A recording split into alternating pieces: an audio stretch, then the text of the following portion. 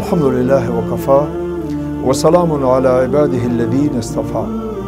په امت باندې د رسول الله مبارک حقونه رسول الله صلی الله علیه وسلم په خپل امت ځینې حقوق لري چې هغه دا دي. لومړی په هغه ایمان درلودل له شک نه پرته د رسول الله په نبوت اقرار او باور درلودل اړین دي.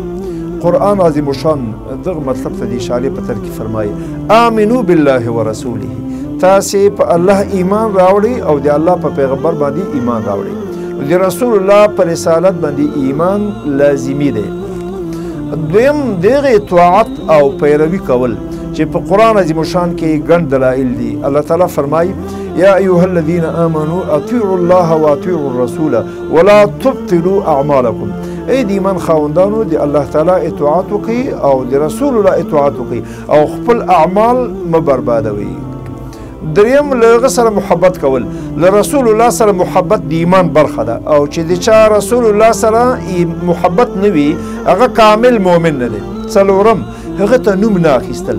الله تعالی مؤمنان له دې نه منع کړي دي چې پیغمبر صلی الله علیه وسلم په خپل نوم سره راوبولي. نبی اسلام به په نامه نه رابولي چې ای محمد صلی الله علیه وسلم. که د رسول الله نوم اخیستل کېږي نو درود به پرې وایي. په هغه باندې درود ویل هر مسلمان ته لازمه ده چې په رسول الله باندې درود وایي. او شپږم د هغه تعظیم او ادب کول.